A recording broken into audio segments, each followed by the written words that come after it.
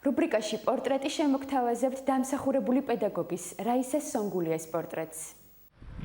წელს მისთვის 53 ჯერ დაირეკება ახალი სასწავლო წლის მაუწყებელი ზარი.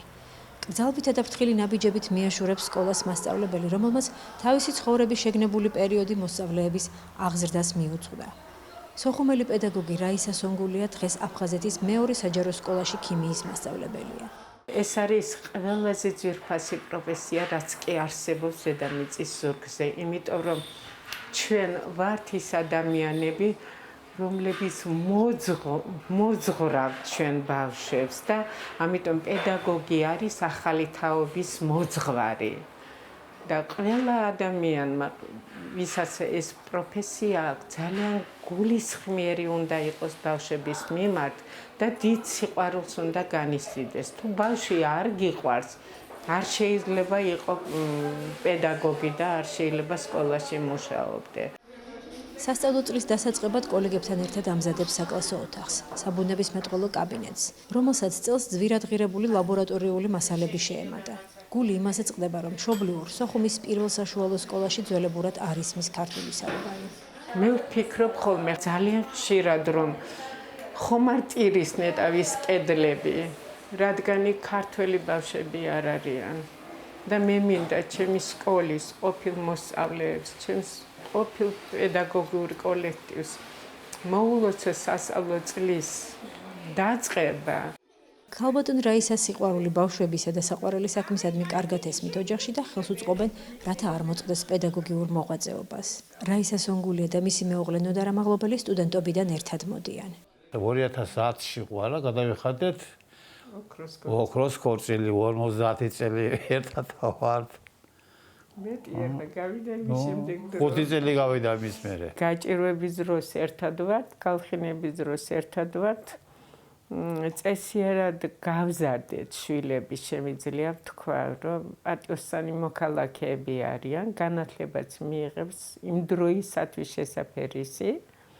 უმცროსი გოგო არის დოქტორი ფილოსოფიისა და სოციოლოგიის დარგში. უფროსი გოგო არის ექიმ-გინეკოლოგი, პატიოსანი ოჯახებია. ბატონი ნოდარი ინჟინერ-ქიმიკოსია. იგი სიყვარულით იხსენებს სოხუმში გატარებულ წლებს.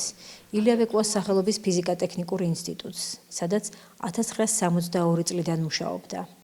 მე ჩემი დანადგარები მქონდა იქ, ახლა სპეციფიკა რო გითხრათ, რომ ის არ შემიძლია რო თქვა, მაგრამ რაზე მუშაობდით, რაზე არა და ეს იყო გასაიდუმლებელი ისა ინსტიტუტი, რომელიც ექვემდებარებოდა რუსეთს. შვილებთან სიახლოვე მათთვის განსაკუთრებით მნიშვნელოვანია და შეძლების დაგვარად ცდილობენ მათთან მუდამ ახლოს იყვნენ. თუ მე და ჩემი და შევდეგით როგორც ჩამოვყალიბდით როგორც პროფესიონალები ჩვენი საქმის და შევდეგით როგორც პიროვნებები, ეს არის უპირველეს ყოვლისა ჩვენი მშობლების დამსახურება. დღემდე აქტიურად მონაწილეობენ ჩვენ ცხოვრებაში. მიუხედავად იმისა, რომ მეც ჩემი ოჯახი მყავს, ჩემ დასაც თავისი ოჯახი ყავს, ხო?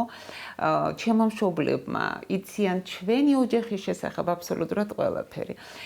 იცით, იმდენად ეს თანამონაწილეობა ჩვენი ოჯახების ცხოვრებაში იმდენად ღრმა არის, რომ ჩვენ თვითონ გვაქვს მოთხოვნილება, რომ აი ეს დედას აუცილებლად უნდა უთხრათ, აი ეს მამას უნდა გავაგებინოთ აუცილებლად. დედა ჩემი როგორც პედაგოგი, ამას ვიტყვი მე, ყოველთვის ძალიან მომთხოვნი იყო ჩვენს მიმართ, აი სწავლის მიმართ. და მართალი რო გითხრათ, ხშირად მე არ ვიყავი ალბათ ისეთი მოწადინებული მოსწავლე, როგორც თვითონ ყოფილა თურმე ბებია მიყვებოდა, რომ აიო თქვენი დედა უნდა იყოს თქვენთვის მაგალითიო, სკოლაში რომ მივიდოდიო, მაგისი პორტრეტი ეკიდაო სკოლაში და ნუ მოკლედ წარჩინებული მოსწავლე, ოქროს მედალზე დაამთავრა, მერე ინსტიტუტი დაამთავრა წითელ დიპლომზე და აი ასეთი დედა არის. შვილებს შვილიშვილები ენაცვლებიან. დიდ ბებია და ბაბუასთან სტუმრობა შვილთა შვილებსაც უხარიათ. ბებიას და ბაბუას ახლი ეს ერთი გარემოა, სადაც ყველას გვიყვარს შეკრება, იმიტომ რომ ბებია და ბაბუა ჩვენს მისაბაძ მაგალითები არიან ყველა მხრივ, მათი ურთიერთობებით, მათი საქმეებითაც გაკეთებული აქვთ თუნდაც მინდა შემიძლია თქვა ბებიაზე, რომელიც ჩემთვის ყოველთვის ყველაზე ახლო ადამიანი იყო ყოველთვის, რადგან ანუ ყოველთვის დაგეხმარება, უყვარს ძალიან უყვარს ჩვენთან ურთიერთობა შვილიშვილებთან, შვილთა შვილებთან და რა თქმა უნდა ყოველდღე ვეხმიანებით მას. მე საერთოდ ამ ეზოში ვიზრდებოდითაც ბებია და ბაბუა ცხოვრობენ და ყოველთვის მათთან ერთად ვიყავი. როცა დედიკო და მამიკო სამსახურში მიდიან, მაშინ მე ბებიასთან და ბაბუასთან ვრჩები ხოლმე. და მას ეინებენ საჭმელს მაძინებენ და ძალიან კარგად მივლიან. ქალბატონი რაისა სიამაყით გვიჩვენებს საჩუქარს, სამკერდე ნიშან ამაგდარს, რომელიც საქართველოს განათლებისა და მეცნიერების მინისტრმა თამარ სანიკიძემ გადასცა 2013-2014 სასწავლო წელს. ამ ლამაზი ოჯახის სიხარულსა და ბედნიერებას მხოლოდ დროებით დაკარგული აფხაზეთი და მასზე მოგონებები აფერმკრთალებს. არ არის დღე, რომ მე იმ ქუჩებს არ გავივლი, როგორ დავდიოდი სკოლაში, საიდან ვიწყებდი, კიროვის ქუჩაზე ვცხოვრობდით და როგორ მივდიოდი იქ. ეს ჩემი ოცნება იქ დაბრუნება.